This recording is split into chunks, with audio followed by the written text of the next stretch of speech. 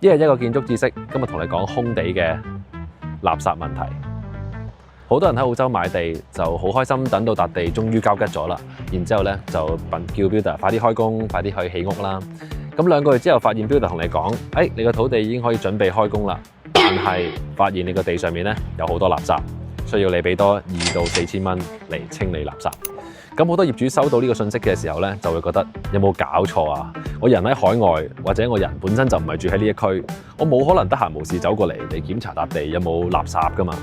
咁究竟呢一個係市政府佢冇監管嘅責任啊？發展商佢冇睇好自己個小區嘅責任啊？定係建築公司佢冇保護好呢笪地嘅責任呢？其實喺呢個土地過戶或者交吉咗之後咧，土地嘅責任就變咗係業主嘅責任。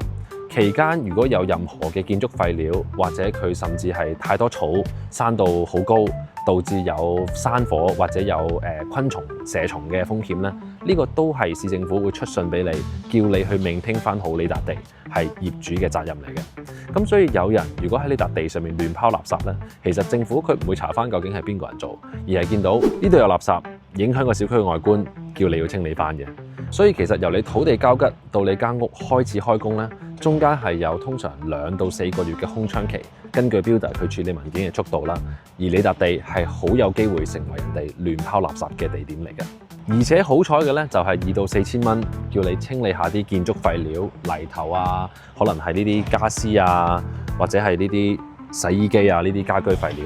但係唔好彩，如果好似我以前嘅客人試過俾人掉電纜、concrete 嘅水喉，甚至有毒嘅建築物料石棉咧，咁呢個時候你嘅清理費就會過萬蚊啦。咁避免嘅方法咧有2個嘅，第一個就係喺你土地交吉到建築公司開工之前，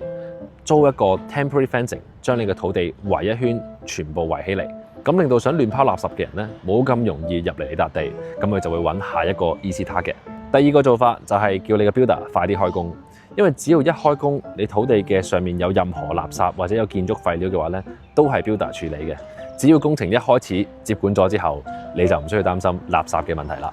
我係墨爾本嘅建築顧問Don，記得 follow 我同 Say 仔條片，我會每日話俾你知更多嘅起屋知識。